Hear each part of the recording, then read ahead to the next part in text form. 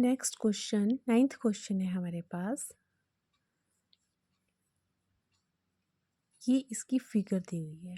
In figure 10.13 x y and x dash y dash are two parallel tangent to a circle with center O and another tangent AB with point of contact C intersecting XY at A and X dash Y dash at B. Prove that angle AOB is equal to 90 degree. ये आपके पास figure दी हुई है। ये क्या है? X और Y tangent जो इस सर्कल का एक टेंजेंट आ गया, देखो एक्स वाई, दूसरा टेंजेंट आ गया एक्स डैश वाई डैश।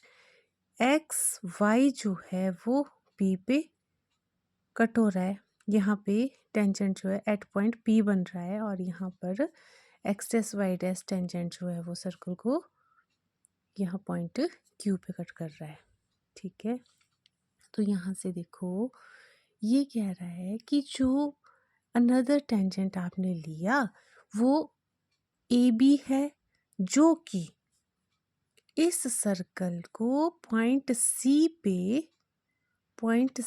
पे जो है वो इसको इंटरसेक्ट कर रहा है, और एक्स वाई को पॉइंट ए पे और एक्स डैश वाई डैश को पॉइंट बी पे इंटरसेक्ट कर रहा है। समझ के आपको प्रूव करना है ये वाला जो एंगल है वो आपने फाइंड आउट करना है कि ए ओ बी कितना है। तो देखो हमने सबसे पहले ये क्वेश्चन लिख लिया। गिवन में आपने सब कुछ यही लिखना है।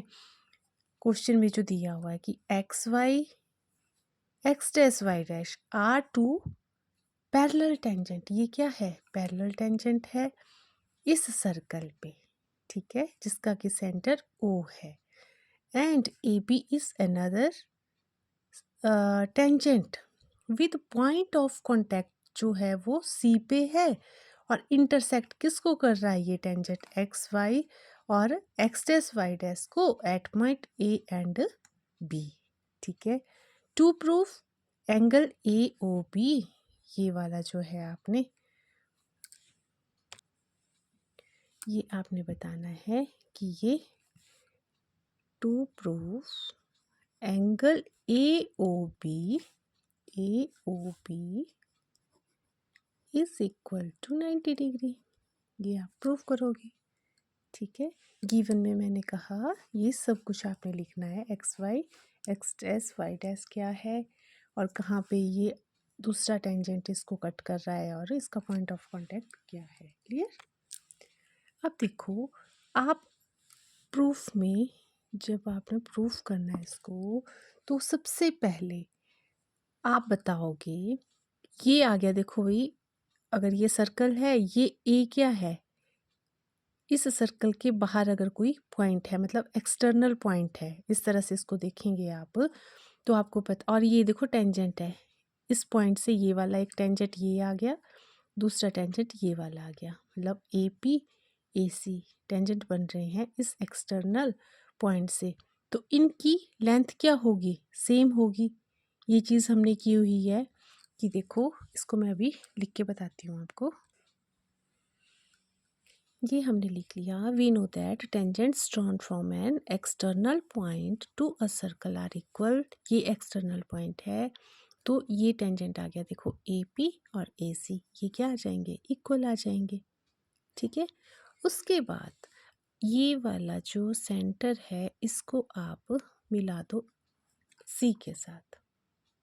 ठीक है, अब यहाँ से आप देखोगे इन ट्राइंगल, टू ट्राइंगल्स बन गई, ए पी ओ और ए ओ सी, इस तरह से ये बन गई ए पी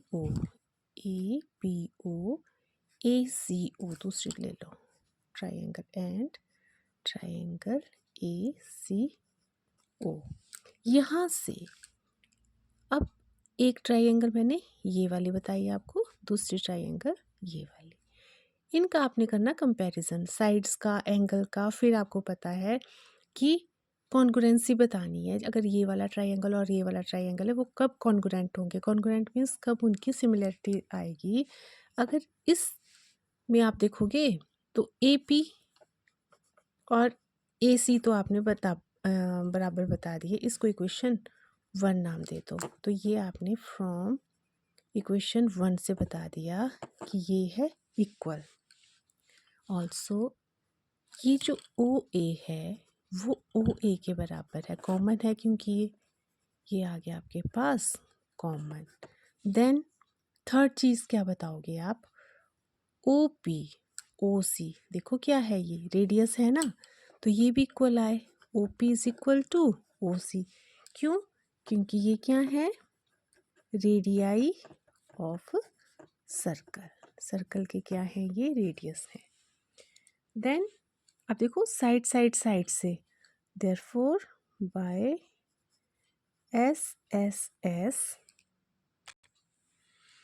यहाँ से देखना आप, ये लिख लिया मैंने एस एस एस कॉन्ग्रुएंसी से, ये दोनों ट्राइएंगल्स आगे कॉन्ग्रुएंट। तो यहाँ से देखो ये वाला जो एंगल है ना, ओ ए पी और ओ ए सी, ये वाला एंगल इस एंगल के बराबर आ जाएगा by C P C T. ठीक है, तो यहाँ से आपने बताना है कि देखो ये जो है, ये वाला जिस हिसाब से आपने किया ना प्रूफ, वैसे ही आप सेम इसको भी प्रूफ कर सकते हैं। Similarly we can prove that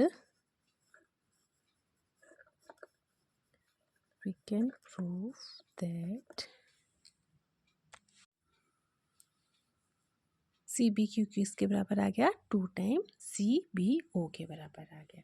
तो अब देखो ये वाला जो total A P Q B, ये वाला पूरा क्वाड्रेटर ले लोगे ना अगर आप, तो this plus angle this plus angle this plus angle this B, इन चारों एंगल्स को ऐड करके सम आ जाएगा 360।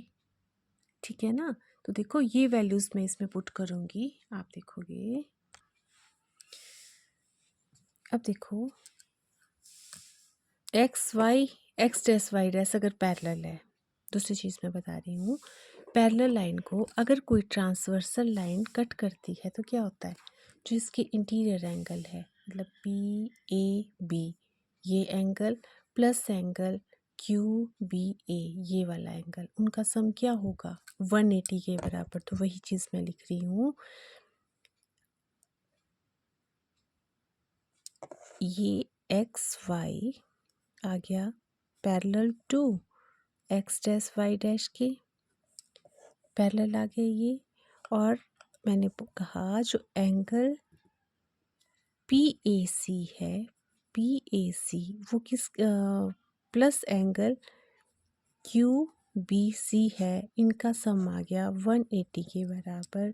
और ये वाली वैल्यू पी ए सी हमने देखा क्या, इक्वेशन 3 से 2 टाइम एंगल सी ए ओ था, प्लस ये था 2 time angle C B O, fourth से सी बी क्यू या फिर क्यू बी सी, की बात है। एंगल बी क्या था आपके पास 2 टाइम सी बी ओ, ये वैल्यू पुट कर दी और ये आ गया 180 के बराबर। अगर हम 2 कॉमन ले लेते हैं तो angle C A O plus angle C B O ये आ गया आपके पास। अब देखो ये 2 कॉमन लिया, 180 को ये डिवाइड करेगा 2 तो 90 डिग्री के बराबर आ गया ये इनका सम। ठीक है, अगर आपके पास सी ए ओ ये वाला एंगल प्लस ये वाला एंगल, इन दोनों का सम अगर 90 डिग्री आता है तो आप लिख सकते हो in triangle, therefore in triangle A O B, A O B, इसमें जो तीनों एंगल्स का सम है, angle C A O plus angle C B O plus angle A O B, इन तीनों एंगल का सम कितना आ जाएगा 180। ए कहाँ से आया, बिकॉज ये आ गया एंगल सम प्रॉपर्टी से, एंगल सम प्रॉपर्टी से, है ना। तो यहाँ से अगर आप देखोगे, अगर ये 180 के बराबर आया, ये है 90, तो ये वाला एंगल ए ओ बी कितना आ जाएगा 180 माइनस 90, दैट इज़ 90 डिग्री। यही आपने इसको प्रूव करना, तो बस ये आप यहाँ से लिख लोगे।